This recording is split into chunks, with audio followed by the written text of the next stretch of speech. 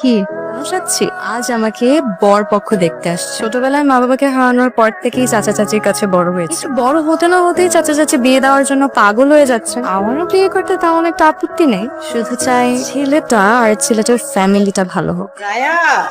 আসে যাই।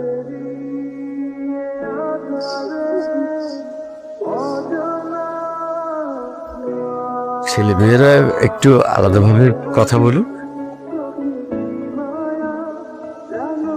ফেস কাটিংও ঠিকঠাক, পুরো কোনো আছে 10-এ 6 দেয়া যায়। না না প্লিজ 10-এ অ্যাটলিস্ট 12 ডিজার্ভ করেন আপনি। না না, আমি তো আপনাকে মার্কিং করেছি, 6-এর বেশি পান না। নার্ভাস হলে আমার একটু হিচকি।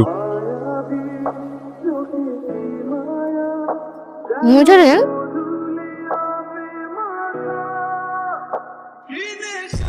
কি করেছেন কয়টা লাইফে? একটাও না। এটাই বোঝা যায় আপনি হচ্ছেন ফর্মুলা টাইপের মানুষ, তা কোনো মজা নেই। কিন্তু আপনার মতন মানুষ থাইল্যান্ডে যাচ্ছে, সেটা একটু আজব না? একটা দুটো থাই ওয়ার্ড কিন্তু আমিও পারি। Good good. আসলে আমার এই বিদেশ যাওয়াটা মারও পছন্দ হচ্ছে না, তাই মা চায় আমার সাথে একটা নম্র ভদ্র ঘরোয়া টাইপের একজন বউ সাথে করে নিয়ে যাই। আর মায়ের কথার উপর আসলে কোনো কথা বলতেও পারি না। মা চায় বিদেশে আমি এক টুকরো বাংলাদেশ সাথে করে নিয়ে যাই। আনতে চলটা খারাপ না, কিন্তু সফটওয়্যার সাহেব নিজের লাইফ পার্টনার চুজ করার ক্ষেত্রে একটু হার্ডওয়্যার হতে হবে, হার্ড হতে হবে। হ্যাঁ, তাকে সাথে নিলে আপনি এক টুকরো বাংলাদেশ পাবেন কিনা জানি না, কিন্তু এক টুকরো রাজশাহী ঠিকই পাবেন, কারণ এই শহরের প্রত্যেকটা অলিগলি আমার চেনা। আমাকেও চেনাবেন? জি না, আপনি পরপুরুষ, পরপুরুষের সাথে আমার এত কে? পরপুরুষ কখন ঘর পুরুষ হয়ে যায় বলা তো যায় না। তো আপনার নাম্বারটা দিন, কথাবার্তা বলি, যোগাযোগ করি, চেনা পরিচয় হোক। আপনাকে আমি যতটা বোকা মনে করেছিলাম, আপনি কিন্তু অতটা বোকা না। মানে কথাবার্তা সবকিছু ফাইনাল হওয়ার আগে আপনি আমার নাম্বার চেয়ে বসলেন। আচ্ছা ঠিক আছে, আপনার নাম্বারটা দিন, মিস কল দিচ্ছি। মিস কল পর্যন্তই থাকুক, মিসেস হবার সুযোগ নাই। এ বিয়ে ক্যান্সার। আন্টি মাস্টার্স পার্সনের ছাড়া বিয়ে দেবে না। চলো। আন্টি, বেয়াদবি মনে না করলে আপনি কতদূর পড়াশোনা করেছেন একটু জানতে পারি? অনার্স। কেন? আপনি নিজেই তো মাস্টার্স পাস করেননি, অথচ ছেলের জন্য বউ খুঁজছেন মাস্টার্স পাস করা, বিষয়টা একটু কেমন হয়ে গেল না? বিষয়টা একদমই নর্মাল। আমার বড় মেয়ে এবং বড় মেয়ের জামাই দুইজনই মাস্টার্স পাস। তাছাড়া ছোট মেয়ে মাস্টার্স করেনি বলে তাকে এখনো বিয়েই দেয়নি। আমার পরিবারে মাস্টার্স পাস ছাড়া কেউ অ্যালাউ না। ঘরের মধ্যে মাস্টার্স পাস থাকা বেশি জরুরি নাকি ভালো মনের একজন মানুষ থাকা বেশি জরুরি? এত কিছু তোমাকে কৈফিয়ত দিতে হবে কেন? বেয়াদব মেয়ে, যাও ঘরে যাও। দাঁড়িয়ে আছিস কেন? গাড়িতে ওঠ। হ্যালো। হ্যালো মিস্টার ইঞ্জিনিয়ার, ঘড়ির সাথে না থাকলে সময় দেখবেন কি করে? ঘড়িটা যে হাত থেকে পড়ে গেল সেটাও তো খেয়াল করেননি, ঠিক মতন তো নিজের ঘড়িটাও সামলাতে পারেন। এখন কি হবে? আমি আসলে কোনো কিছু ঠিকঠাক মতো সামলাতে পারি না, এই কারণে আমার মা আমার জন্য বউ দেখছে, যাতে ঘর থেকে শুরু করে পুরো জীবনটাই সামলে নিতে। ঘড়িটা না আমার খুব প্রয়োজন। আমরা কি কাল একটাবার দেখা করে ঘড়িটা ফেরত নিতে পারি? কালকে কেন, এখনই আসি। এখন মানে এখন তো অনেক রাত। আপনি কোন হোটেলে উঠেছেন? গুলশানে উঠেছি। আমি এখনই আসছি। Hello hello. রাজশাহী শহরটা যত বেশি সুন্দর, রাজশাহীর মরিচ তত বেশি ঝাল। আমাকে দেখে বোঝেননি? আসলে বয়েজ স্কুলে বড় হয়েছি তো, আপনার মতো মিষ্টি মানুষের সাথে মেলামেশা করা হয়নি। বয়েজ স্কুলে বড় হলেও তো ভালো কথা শিখেছেন। 30 দিনে থাই ভাষা শিখতে পারলাম না, একদিনে আপনি আমাকে অনেক কিছু দেখিয়েছেন এবং শিখিয়েছেন। তাহলে তো আমি আপনার টিচার হয়ে গেলাম। Everyone is a teacher if the heart is willing to share. ইংরেজিতে যেহেতু বলেছেন, ঠিকই বলেছেন। জান তাহলে শুনুন, যেই জিনিসের জন্য আপনার সাথে দেখা করা সেটাই তো দেয়া হলো না। এই নিন আপনার ঘড়ি। Thank you so much. You are welcome. এটাই কি আমাদের শেষ দেখা?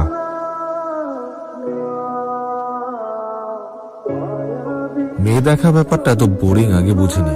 এর আগেও মেয়ে দেখেছেন? শুধু আপনাকে।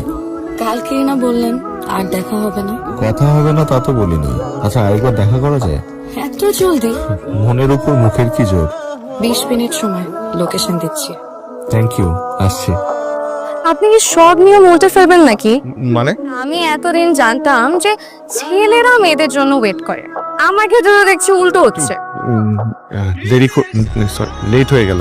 একটু লেট? 20 মিনিট 22 সেকেন্ড দাঁড় করে রেখে আপনি আমাকে বলছেন একটু লেট। এখন নিশ্চয়ই বলবেন যে আসার সময় আমি রাস্তায় জ্যাম পেয়েছি। আমি বিশ্বাস করি না। রাস্তায় দাঁড়ালে অটো জ্যাম লেগে যাবে। সৌন্দর্য উপেক্ষা করে কোনো ড্রাইভার আপনার চোখের সামনে দিয়ে গাড়ি ড্রাইভ করে যেতে পারবে। আপনি প্রেম করেননি, এই কথাটা আমার ঠিক বিশ্বাস হচ্ছে না। মেয়ে পটানোর নিনজা টেকনিক দেখে ভালোই জানা আছে। কেন আপনি পড়ে গেছেন?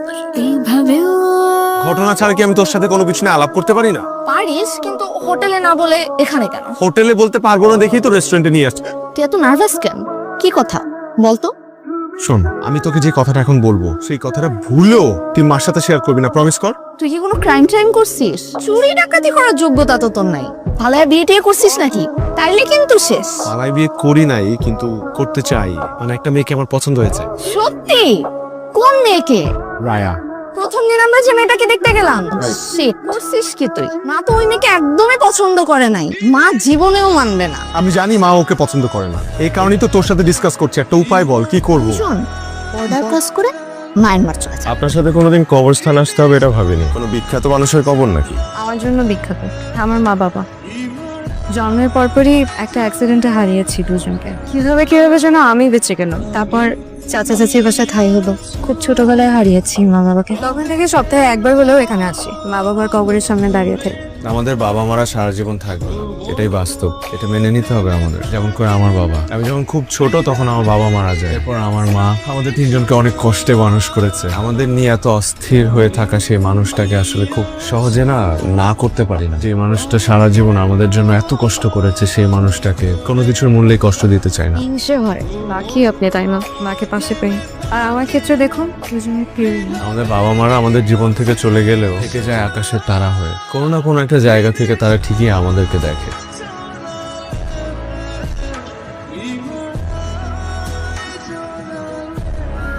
এই হচ্ছে প্রেম দেয়াল। প্রেমিক প্রেমিকারা বিশ্বাস করে তাদের নাম এই দেয়ালে লিখে রাখলে তাদের প্রেম নাকি সার্থক হবে। এখানে তো আমাদের নাম লেখা নেই। এই একটা কাজ করবো নাকি, এখানে আমাদের দুজনের নাম লিখে দিই প্লাস দিয়ে। ভুলেও এই কাজ করবেন না। সামনের দিকে চলেন, আর অনেক কিছু দেখার বাকি। আচ্ছা, তোদের দুজনকে যে খুব মানাবে এটা কিন্তু আমি প্রথম দিনই বুঝতে পেরেছিলাম। তুই আবার বিয়েটা করেই তার। মা হয়তো প্রথম দিকে একটু রাগ করবে, পরে আস্তে আস্তে সব ঠিক হয়ে যাবে। তুই মাকে চিনিস না? যে মেয়ে সবার সামনে তোর মাকে অপমান করলো, সে তোর মার চেয়েও জরুরি হয়ে পড়লো। কালই আমরা ঢাকায় যাব। হ্যালো, তো বাসার বাইরে আসবেন প্লিজ। কি ব্যাপার? এত রাতে চুরি করতে আসছেন নাকি? আমরা কাল ঢাকার ফেরত যাচ্ছি। ভালো তো, রাজশাহী শহরটা অনেকটা দেখে ফেলেছেন, এবার নেক্সট টাইম আসলে বাকিটাও দেখে নিন। You're very selfish. ইংরেজিতে যেহেতু বলেছেন, ঠিকই বলেছেন। পুরুষ মানুষের ছবি তোলার মতো শখ, এটা আমরা হারিয়ে ফেলাম। আমার আপনাকে ছাড়া থাকতে খুব কষ্ট হবে। কোনো কষ্ট হবে? মানুষ পায় না এমন কিছু নেই। ভুলে যাবেন আমাকে, ভুলে গেলে ভালো থাকা যায়। ছেলে মানুষের হাও করে কাঁদতে পারে না, তাহলে বুক ফেটে গেলেও সহজেই কাঁদতে পারে না। যদি ভালোবাসার মানুষটার সামনে দেখতে পারতো তাহলে খুব ভালো হতো। আমাকে দেখে শিখুন, আমি তো মেয়ে হয়েও কাঁদি না, সবসময় মুখে একটা হাসি লেগে থাকে।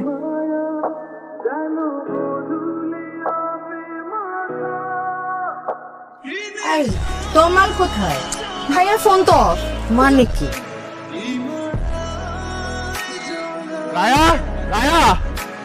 আমার কথা আছে আপনার সাথে।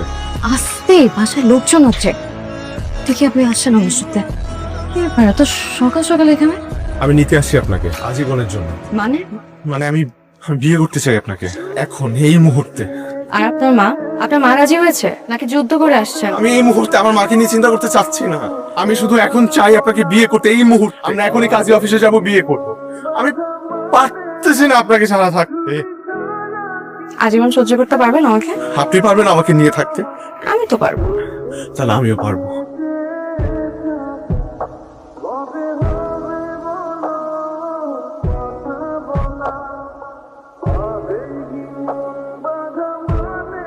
আসসালামু আলাইকুম আন্টি। আগেরবারে বেয়াদবের জন্য সম্ভব হলে ক্ষমা করবেন। আপনার ছেলেকে আপনার কাছে ফিরিয়ে দিতে এলাম। হঠাৎ এত দয়া দাক্ষিণ্য, কারণ কি? আমরা চাইলেই দুজনে আজকে বিয়ে করে ফেলতে পারতাম, কিন্তু আমি সেটা করিনি।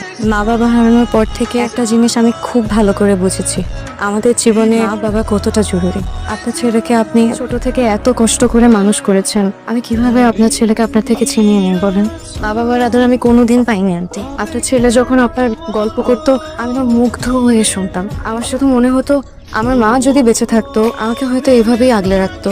আমার না অনেক লোভ হয়েছিল আপনার মেয়ে হয়ে আপনার বাসায় থাকবো। ছেলের বউ তো মেয়ে হয়ে থাকতেই পারে না আন্টি? কিন্তু আপনি তো সেটা চান না। আমি আমার সাহস করিনি। মা ছাড়া থাকা যে কতটা কষ্টের এটা বুঝি বলেই আমি তমালকে এই কষ্টটা দিতে চাইনি। আজকে আমরা বিয়ে করলে তমাল হয়তো আমাকে পেত, আমি হয়তো তমালকে পেতাম, কিন্তু তমাল তোমার মাকে হারাতো। আমি এটা কোনোদিন চাই না আন্টি। খুব ভালো লেকচার দিয়েছো, হাততালি দেওয়া উচিত ছিল। প্রতারণা করেছো তোমরা। অবশ্য তোমাকে প্রথম দিন দেখেই মনে হয়েছে যে তোমার মধ্যে সমস্যা আছে, ওই অলক্ষণে ব্যাপার স্যাপার আছে আর কি। মা তুমি ওর সাথে এভাবে কথা বলছো কেন? তুই আমার মুখের উপর কথা বলছিস? প্রথম তুই এই টোনে আমার সঙ্গে কথা বলছিস? কে জুগিয়েছে এত সাহস? নিশ্চয়ই এই মেয়েটি। আমাদের সুন্দর পরিবারটা তুমি ধ্বংস করে দিও না প্লিজ। আয়।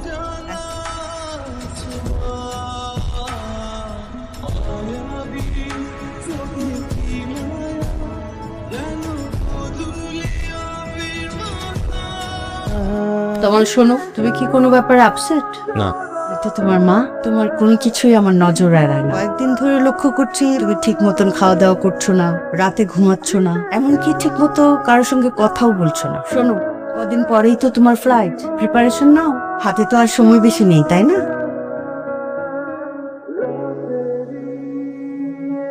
মন খারাপ করে চলে যাচ্ছিস? আমার মন ভালো কি খারাপ তাতে তোমার কি চাই আসে মা? অবশ্যই আসে যায়। সন্তানের মন খারাপ থাকলে মায়েরও মন খারাপ থাকে। রায়া, রায়াকে আমি নিয়ে এসছি। বাবা, মায়েরাও ভুল করে, আবার মায়েরাই সেই ভুলটা শোধরায়। দেখ বাবা, নিজের মনের অজান্তেই নিজের সব চাওয়া পাওয়ার বোঝাটা তোর উপর চাপিয়ে দিয়েছি। এগুলো ভুল, অনেক ভুল। আমি ক্ষমা চাইছি বাবা, আমাকে ক্ষমা করে দিস। না মা প্লিজ। তুমিও ক্ষমা করে দিও। প্রথমবার তো দেখে 10-এ 6 দিয়েছিলাম, কিন্তু এখন যে অবস্থা মনে হচ্ছে 10-এ 2ও পারলাম। আপনি কিন্তু এখনো 10-এ 12ই আছেন। তাহলে আর যাচ্ছি না। অবশ্যই যাবি, তোদের বিয়ে দিব, তারপর বউ নিয়ে যাবি।